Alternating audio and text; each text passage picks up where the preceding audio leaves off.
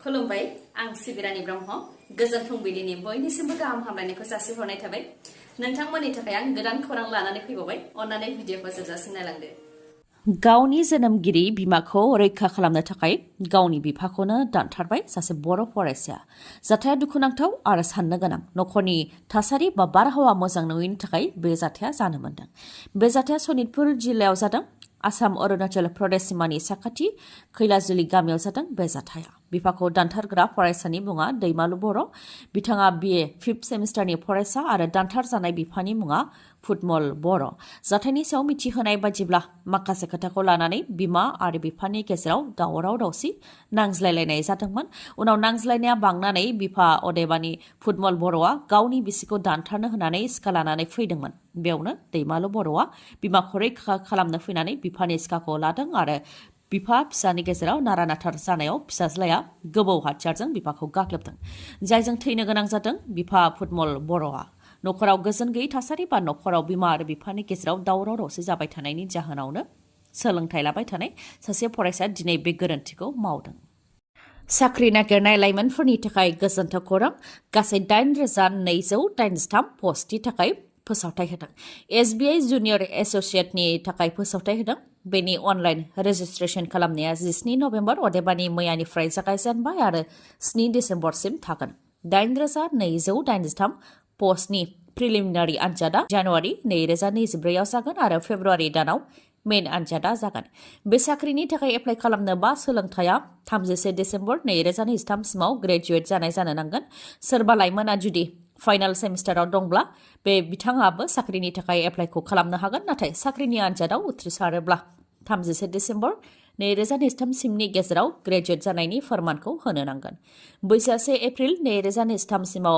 20 निफ्राय 28 बोसोर बैसोनि जानाय जानो नांगोन नाथाय SC STनिया 5 बोसोर रेहाय मोननो हागोन गोसो गोनां लाइमोनफोरा बे साख्रिनि थाखाय एप्लाइ खालामनो हागोन अनलाइन एप्लाइ खालामनो थाखाय मोननै वेबसाइट होखादों वेबसाइटफोरा जाहैबाय bank.sbi/web/careers/current openings आरो गुबुन मोनसेया जाहैबाय sbi.co.in/web/careers/current openings जायफोर गोसो गुदुं बिथांमोनहा 7 डिसेम्बरसिमनि गेजेराव एप्लाइ खालामनो हागोन बड'लेण्ड इउनिभार्सिटि स्टुडेन्टस इउनियननि बिसायख'थियाव एबसुजों मदद होजानाय टीम प्रस्पेरिटी निफ्राय जिएस आरो BSUजों मदद होजानाय टीम डायनामिकनिफ्राय प्रेसिडेन्ट देरहानो हादों फोरमायथिनो गोनांदि बड'लेण्ड इउनिभार्सिटि स्टुडेन्टस इउनियननि बिसायख'थि जादोंमोन जेराव बिसायख'थियाव एबसुजों मदद होजानाय टीम प्रस्पेरिटी आरो BSUजों मदद होजानाय टीम डायनामिकआ मैखोमै बाहागो लादोंमोन गासै मोनजिनै मासनि थाखाय 25 बिजाथिफोरा गसंदोंमोन बेनिनो टीम प्रस्पेरिटीनिफ्राय 8 मासाव देरहासार जानो हादों आरो टीम डायनामिकनिफ्राय 3 मासाव देरहासार जानो हादों आरो मोनसेयाव उदां बिजाथिया देरहासार जानो हादों टीम प्रस्पेरिटीनि देरहासारनो हानाय बिजाथिफोरनि मादाव भाइस प्रेसिडेन्टआव ज्योति राज ब्रह्म जेनेरेल सेक्रेटारियाव नेरसोन नार्जारी एसिस्टेन्ट जेनेरेल सेक्रेटारियाव पान्टम मुसाहारि माइनर गेम्सआव सुफुं बसुमतारी कालचारेल सेक्रेटारियाव थुलुंगा बर' बयस कमन रुमाव सुजुमा गयारी डिबेट एन्ड सिम्पोजियामाव दिगन्त अधिकारी आरो लिटारेरि सेक्रेटारियाव सानसुला बर' ओजोंहाय BSUजों मदद होजानाय टीम डायनामिकनिफ्राय प्रेसिडेन्टआव क्राइत्रिना मुसाहारि गर्ल्स कमन रुमाव मिताली बर्मन आरो ससियेल सार्भिसआव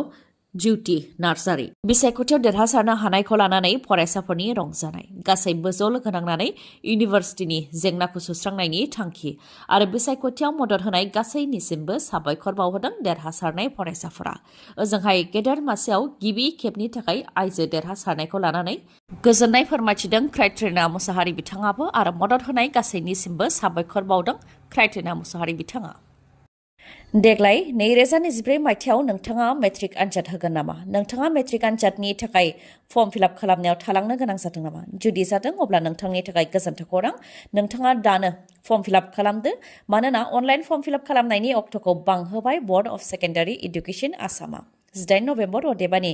दिनैसिम बांहोदों अक्ट'खौ आरो दिनैनि गेजेरावनो नोंथाङा गासैखौबो खामानिखौ फोजोबनो नांगोन जेरै अनलाइन फर्म फिलआप खालामनाय चालान जेनेरेशन अनलाइन पेमेन्ट SBI बेंकआव चालान पेमेन्ट खालामनाय गासैखौबो दिनैनो फोजोबनो नांगोन मानोना बेफोरनि जोबथा अक्ट'आ दिनैनो बेनिखायनो जायफोर फरायसाफोरा दासिमबो अनलाइन फर्म फिलआप खालामाखै बिथांमोनहा अनलाइन पर्टेल सेवा रेजिस्ट्रेशन अर्गआव थांनानै अनलाइन एप्लाइ खालामनो हागोन फोरमायथिनो गोनांदि 2024 मायथाइनि मेट्रिक आनजादा 6 फेब्रुवारियाव जागायजेनगोन आरो 4 मार्चआव जोबहैगोन मिडहिलि गिदिंनाय बार अदेबानि साइक्लना बे अफ बेंगलनि सा सोनाबनिफ्राय जोबोद गोख्रैथिजों सा सानजा फारसे फैगासिनो दङ बोथोर बिगियाननिफ्राय फोरमायथिनाय बायदिब्ला उडिशानि पारादीप सोनाब बंगनि दिघा जानानै बांलादेशनि केपुपारा फारसे थांगोन आरो सा सानजा भारत जानानै बांलादेश फारसे थांगोन बारनि गोख्रैथिया घन्टासेयाव 60निफ्राय 70 किल'मिटार जागोन ना सारग्राफ्रा लैथोआव थांनानै जाहाथे ना सारहैया बेनि थाखायबो गोजा गाबनि सांग्रांथि फोसावदों इन्डिया मेटेरलजिकेल डिपार्टमेन्ट IMDनिफ्राय जायनाखि मिडहिलि गिदिंनाय बारा आसाम बा सा सानजा जानानै बांलादेश फारसे थांगोन बेनि थाखाय अखा आरो बारहुंखा बारगोन होननानै सांग्रांथि होखानाय जादोंमोन बे लेखायै मैया आसामनि दाब दाब जायगाफोराव अखा हानायजों लोगोसे गोबां बारबो बारदों दिनैनि सानावबो आसामनि माखासे जिल्लाफोराव गोबां अखा हानो हागौ बेनि मादाव काछार हाइलाकान्दि करिमगन्ज बेफोर जिल्लायाव गोबां अखा हानायजों लोगोसे मोफ्लामनाय जानो हागौ जायनि थाखाय बोथोर बिगियाना बेफोर जिल्लायाव गोमो गाबनि सांग्रांथि बा येल्ल' एलार्ट फोसावदों आसामनि माखासे जिल्लाफोराव गोबां अखा हानायनि अनगायैबो सा सानजा भारतनि माखासे रायजोफोरावबो गोबां अखा हादों जेरै मणिपुर आरो मिजोराम बायदि रायजोफोरावबो गोबां अखा हादों मिडहिलि गिदिंनाय बारा बेबायदिनो गिथावना महर लालांगोननि सांग्रांथि होदों बोथोर बिगियाननिफ्राय रायजोआव आरोबाव एनकाउन्टार सानथिं बाथिं सासे फोरोंगिरिखौ गुलि गावनानै लुथिनाय जाथायनि दायनिगिरि बाबु सैकियाखौ आसाम पुलिसा एनकाउन्टार खालामदों जोखोम जानाय बाबु सैकियाखौ उनाव देहा फाहामसालि फारसेबो लानानै थांनाय जादों सानथिं बाथिं साननि समावनो फोरोंगिरिखौ गुलि गावनानै मटर साइकेलजों लोगोसे रां लुथिनानै लांदोंमोन बाबु सैकियाजों लोगोसे गुबुन सासे डाकाथिया नाथाय दासिम पुलिसा बाबु सैकियाखौल' हमनो हादों आरो गुबुन सासेखौ दासिम हमनो हाथ'नाय जायाखै लोगोसे डाकाथिया खावनानै लांनाय मटर साइकेल आरो लुथिनो फैनाय समाव लाबोनाय मटर साइकेल गासै गंनैखौ जब्द खालामबाय पुलिसा डाकाथिफोरनि गुलि गावनायजों जोखोम जानो गोनां जादोंमोन फोरोंगिरिया उनाव फोरोंगिरि स्टाफफोर आरो ओनसोलनि रायजो राजाफोरनि मददजों बिथाङा देहा फाहामसालि फारसेबो थांदोंमोन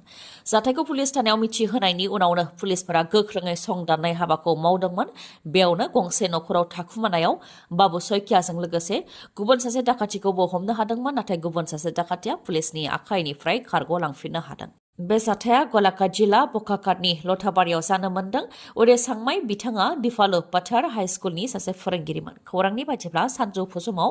फरायसालिनिफ्राय न' फारसे फैबाय थानाय समावनो मटर साइकेलजों फैनाय सानै डाकाथिया बिथांखौ बेंथे फैदोंमोन बेनि उनाव सिगि सग' खालामनानै बिथांनि आथिङाव गुलि गावदोंमन आरो बिथांनि रांजों लोगोसे बिथांनि मटर साइकेलखौबो लानानै खारलांदोंमोन डाकाथि बाबु सैकियाखौ हमनो हानायनि उनाव गुलि गावनाय पिस्तलखौ हाग्रा फारसे लायनो थांफिननायावनो बाबु सैकियाया पुलिसनि नोजोरनिफ्राय खारखुमानो नागिरनायाव बाबु सैकियानि सायाव गुलि गावनो गोनां जादोंखौ फोरमायथिदों पुलिसा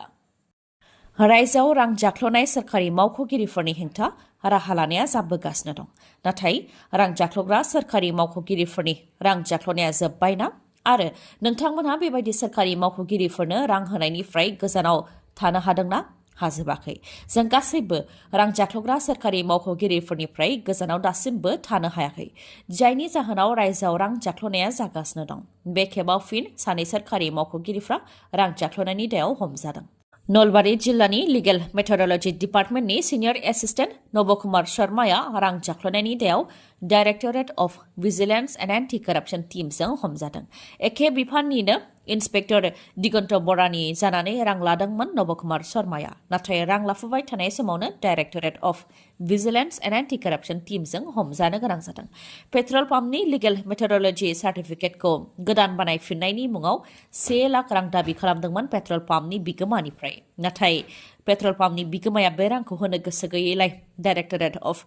भिजिलेन्स एन्ड एन्टि कराप्शन टीमनो मिथिहोदोंमोन जायनि थाखाय नबकुमार शर्माया रां लाफुबाय थानाय समावनो directorate of vigilance and anti कराप्शन टीमजों हमजानो गोनां जादों म्यानमाराव सोलिदों सिभिल वार थांनाय 2021 मायथाइनिफ्रायनो म्यानमार हादराव सरासनस्रा सुबुं आरो म्यानमारनि आर्मिनि गेजेराव दावहा जादों जेब्लानिफ्राय म्यानमाराव इलेक्टेड गभर्नमेन्टखौ बोख्लायनानै मिलिटारि रुल सोलिदोंमोन अब्लानिफ्राय जुन्टाजों दैदेनजानाय आर्मि हानजाया सरासनस्रा रायजो राजानि सायाव गोबां हाराहास्ति खालामबोदोंमोन जेराव गोबां सुबुंफोरानो बुथारजानोबो गोनां जाबोदों बेनिफ्राय रैखा मोननो थाखाय आरो मोनथायनि थाखाय म्यानमाराव सरासनस्रा सुबुंफोरानो हाथियार दैदोंमोन बेनि उनाव फिसा फिसा गोबां हाथियार लाग्रा आफादनि जोनोम जादोंमोन दा हाथियार लाग्रा फिसा फिसा आफादफोरा ज' जानानै उल्थायै जुन्टानि आर्मि हानजानि सायाव गाग्लोबदों जेराव उल्था जानायखौ नुनो मोननाय जादों सिगांनि समाव आर्मिफोरा सरासनस्रा सुबुंनि सायाव गाग्लोबदोंमोन जेराव जिउ रैखाथिनि थाखाय खारबाय बायनो गोनां जादोंमोन उन्दै गेदेर बोराय बुरै गासैबो सरासनस्रा सुबुंफोरा नाथाय दा उल्था जानायखौ नुनो मोननाय जादों दा हाथियार लाग्रा आफादफोरा उल्थायै म्यानमारनि आर्मिनि सायाव गाग्लोबदों जायनि जाहोनाव आर्मिफोरा जिउ रैखाथिनि थाखाय खारबाय बायनो गोनां जादों गोबां आर्मिफोरानो मिजोराम जानानै भारताव थाफैनो गोनां जादों आरो इन्डियान एयारफर्सआबो मदद होदों हाथियार लाग्रा आफादफोरनाव सिगाङाव गोख्रों हाथियार गैयामोन दा बिथांमोनहा गुबुन गुबुन हादरनिफ्राय गोख्रों हाथियारफोरखौ बायनानै लाबोबाय जायनि जाहोनाव गोख्रों जाबाय होननानै मिथिनो मोननाय जादों दा बिथांमोनहा आर्मिनि केम्पफोराव गाग्लोबगासिनो दङ आरो गावसोरनि आखायाव केम्पफोरखौ लागासिनोबो दङ म्यानमारनि चीन स्टेटआव आर्मिनि गोबां केम्पफोरखौनो हाथियार लाग्रा आफादफोरा गावसोरनि आखायाव लाबाय जायनि जाहोनाव आर्मिफोरा एयारक्राफ्टजों गाग्लोबदों आरो हाजो ओनसोल वेलु होननाय गामिनि गंसे फरायसालियाव बम गोग्लैदों जायनि जाहोनाव 11 सुबुंफोरा थैनो गोनां जादों 11नि मादाव 7 फरायसाफोरमोन 7निफ्राय 11 बोसोर बैसोनि गेजेरावमोन आरो सासे 34 बोसोर बैसोनि फोरोंगिरियाबो थैनो गोनां जादों आराकान आर्मि जाय हाथियार लाग्रा आफाद बिथांमोनहा बे गामिनि गेजेरजोंनो हाथियार मालपत्र आरो गावसोरनि फर्सखौ लांलाय लाबोलाय खालामनायनि खौरांखौ जुन्टानि आर्मिया मोननायनि उनावनो बे गामियाव गाग्लोबदों जायजों 11 थैनो गोनां जादों मोनसे जोबोद गोजोनथाव खौरां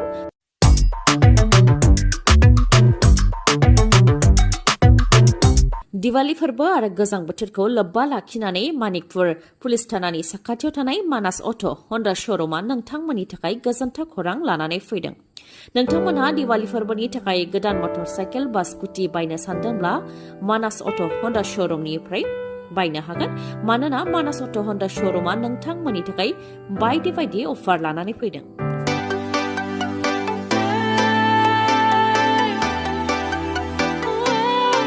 जेरै नोंथाङा गोदान मटर साइकेल बा स्कुटि बायोबा बेसेन नाङालासे गंनै हेलमेट मोननो हागोन लोगोसे 5 लिटार पेट्रल बेसेन नाङालासे मोननो हागोन आरो जायनाखि बे अफारा गोजां बोथोरजों लोब्बा लाखिनानै होनाय अफार बेनिखायनो नोंथाङा मटर साइकेल बा स्कुटि बायोबा मोजां क्वालिटिनि कम्बलबो मोनफानो हागोन नोंथांमोननो मिथिहोबावनाया गोनां जुदि नोंथाङा गावनि गोजाम मटर साइकेल बा स्कुटि सोलायनानै गोदान लानो सानदोंब्ला बेनिबो राहा दं बे श'रुमाव जायखिजाया कम्पानिनि गोजाम मटर साइकेल बा स्कुटिखौ नोंथांमोनहा सोलायनानै गोदान मटर साइकेल बा स्कुटिखौ मोननो हागोन आबुङै मिथिबावनोब्ला 700260125 नङाबा 9101272776 बे नाम्बाराव कल हरनानै खौरां लाहरनो हागोन गोजोन्थों दिनैनि खौराङा एसेनोसै गाबोन आरो गोदान खौरांजों लोगो मोनफिनबावगोन नोंथाङा दासिमबो आंनि चेनेलखौ साबस्क्राइब खालामाखैबा अन्नानै साबस्क्राइब खालामदो लोगोसे लाइक कमेन्ट आरो शेयार खालामनो दाबाव गोजोन्थों